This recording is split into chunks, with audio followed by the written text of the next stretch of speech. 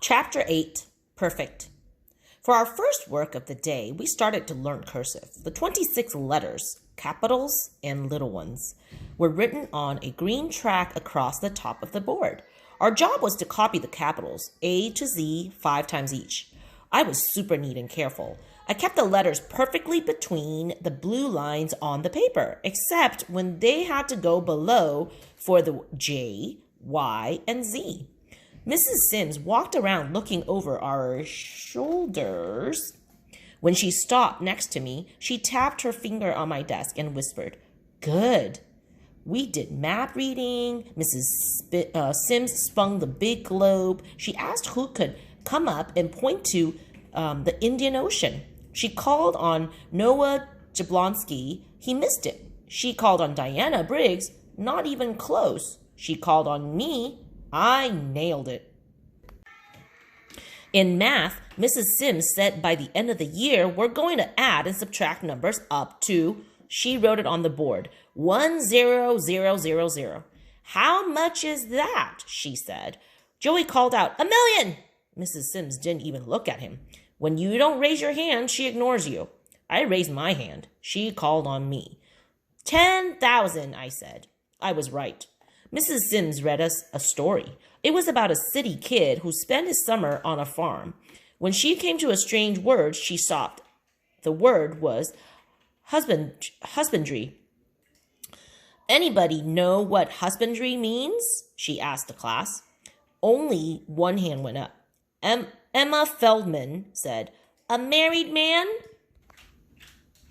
Wrong. Joey's hand shot up.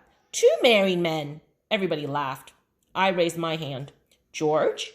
Could I go to the dictionary and look it up? She smiled. Be my guest. I went to the dictionary. It sits on its own little table called a podium.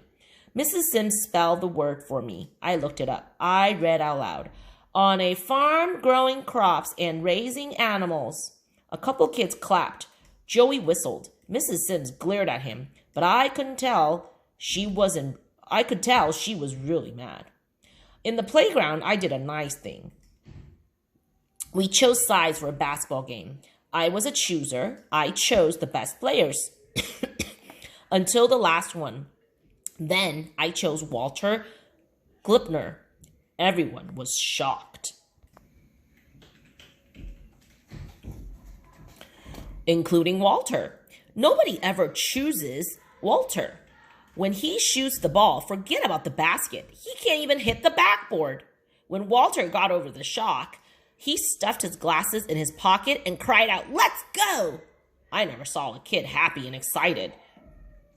It made me feel good. Mrs. Sims was at the fence talking to another teacher. I wonder if she saw what I did. At lunch, we had sloppy joes and a green vegetable, peas. 3 days a week, we have a green vegetable. I never take it. This time, I did. I was the only one at my table with peas. Joey picked one out of my dish and flicked it at Bernard Weber. Secretly, I hoped the other guy would dig in and start a big pea fight until there weren't any peas left. I ate my sloppy joes as slowly as I could. I drank my chocolate milk, and still my dish was full of peas -1. Lunch hour was almost over. I gobbled them down. I try not to taste, but on the way back to class, I felt good. I felt like an angel. That's how I felt for the rest of the day. As I walked out of the classroom, I said, "Goodbye, Mrs. Sims." She said, "Goodbye, George." And the way she smiled at me, it was like she was sending me a message. You were perfect today. I was first onto the bus, and as I sat there, I replayed the day in my head. Mrs. Sims was right. I was perfect. I sat up straight in my bus seat. I looked out. I saw Mrs. Sims standing at our classroom window. I'm pretty sure she was looking at me.